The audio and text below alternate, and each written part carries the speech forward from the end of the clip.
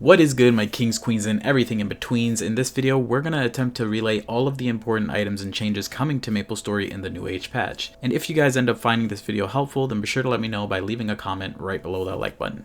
Let's go. Reboot World as we know it is being renamed to Reboot Kronos and Reboot Solus for NA and EU respectively, with the addition of a completely new NA reboot server named Hyperion. Hyperion has a grand opening event available to characters level 30 or above and will reward players with a plethora of goodies at various milestones. These rewards cap out at level 200 and can only be claimed once per account. Assuming you reach level 200 and claim all the rewards, your character will have gotten in total 450 mil meso, 200 mystical cubes, 30 solid cubes, 30 event ring solid cubes, 100 red flames, 50 black flames, an arcane symbol selector coupon for 100 arcane symbols, 500 node stones, 1 event ring legendary pot scroll, the Choo Choo Island set that we all know and love, a level 100 Hyperion ring that is unpottable and gives 10 attack / magic attack as well as 10 all stat, and 2 event ring selector coupons among other rewards like power elixirs, 2 times the coupons, etc. We also receive EXP curve adjustments as shown on screen. A few new maps get added to Monster Park, with Monster Park Extreme now rewarding even more XP upon clearing it once per day. All Arcane River dailies now reward 20 symbols each, and the daily quest now allows you to kill any mob in that specific area, starting at 600 mobs, scaling all the way down to 200 mobs for each area you are ahead, down to a maximum of 200 mobs. These daily quests will now also reward more EXP per day upon completion, and the same thing goes for Grandest dailies. You now only have to kill 500 mobs of any monster in each specific area. Burnium daily gets removed, while the Cernium daily rewards 20 sacred symbols instead. The Odium daily reward gets bumped up to 10 symbols per day, and the Grandest dailies will now also reward more EXP. Grandest area level requirements have also been shifted downward, meaning players can now access Cernium and Burnium at level 260, Hotel Arcus at 265, Odium at 270, and Shangri-La at level 275. Sacred Force amounts have all been adjusted heavily to reflect this change, and is something I'm personally looking forward to quite a bit. Shangri-La now also has a story questline added to the game, as well as the sacred symbol, so players that are level 275 or above are going to be able to, complete that and get that sacred symbol.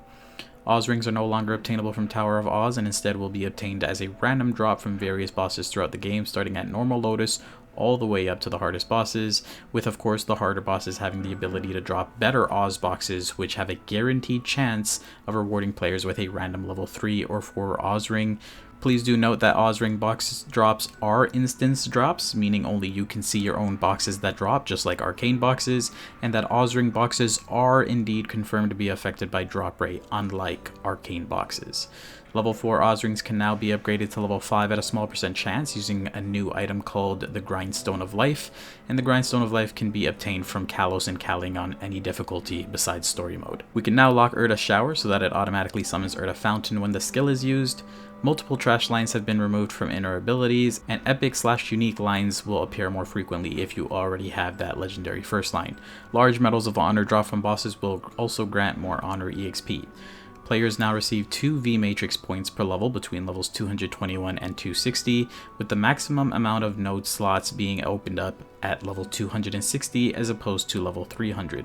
Furthermore, they've added a special Cube Shop NPC available in Reboot only via the Quick Move menu, where players can buy account transferable cube coupons of various amounts, such as 10, 20, 50, 100, all the way up to 200, and note that any type of cube sale will not apply to this NPC, and if you do want to get cubes for their discounted value, they will still have to be purchased through the Cash Shop. Speaking of which, if you are a Night Lord or a Nightwalker, Cash Shop throwing stars must now be double clicked to have it used as your active throwing star. It is no longer going to automatically take the star that you have closer to the front of your cash inventory. Our volume settings now affect MapleStory's in-game cutscenes, thank God. It's unfortunate that I'm already half deaf, but hey, better late than never. This next one is huge though, because we can now use Water of Life on pets even before they die or, I guess, dry up. We can now do this up to a maximum of 1 year in advance, so almost like a perma-pet, I guess. Using a WAP recipe will now also teach you how to craft small WAPs, tons of massive boss changes, yes, including all the ones to Will and Chaos Slime, so definitely check out the official patch notes post to see those changes. We also got a plethora of new resolutions, including 2K and 4K resolution. Players can now manually adjust the size of the MapleStory client by clicking and dragging the edges of the game window, including for the cash shop and auction house. I'm very curious to see how that works. And full screen has been completely removed from MapleStory, and it will always be in a windowed borderless state if you have your game set to the same size as your monitor or display. We can now also scale our UI to match our resolution via the in-game options menu, which I'm personally super stoked about. I can't wait to tamper with that. But moving on, the damage cap is further increased from 150 billion per line to 700 billion per line. A little bit of a modest jump there. Level 260 Hyperburn with all its usual rewards makes a return. I say makes a return, but this is actually our first 260 Hyperburn, but you guys know what I mean. We also have new 0 to 100 event, as well as, of course, the Identisk Island event. I'm not going to go into details here because these events require entire videos on their own to actually explain the entire thing. But anywho, we're also getting instant sacred power maps. Hopefully we all know it by now, but essentially up to 2 players can now farm in the same map while both having their own mobs specific to them to grind on. These instance maps are also anti-KSing, so you don't have to worry about that if that's something that's happened to you, unfortunately, in the past. During this event period, all instance maps will have runes appearing more frequently, and the runes will also give more bonus EXP than normal, while also having their cooldowns reduced. The quote-unquote lose your map portals will also be spawning more often, but unfortunately, the notes don't specify whether or not using these portals will actually make you lose your map if someone else CCs in. Something to note for reg server players is that frenzy totems still work as normal on instance maps and will only increase the spawn rate of the mobs for the person who is using the totem.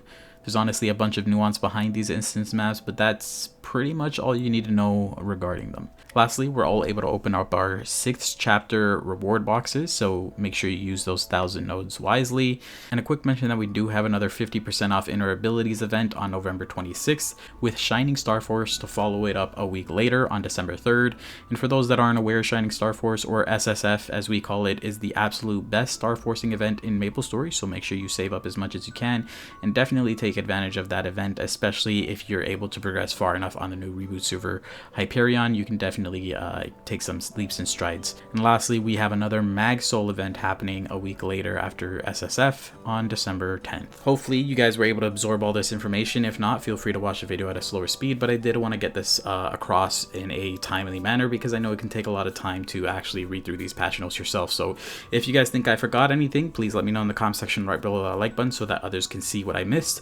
And if you guys enjoyed something like this or found it, easier to digest than a wall of text, then be sure to also let me know by dropping a like, subscribing, and all that good stuff.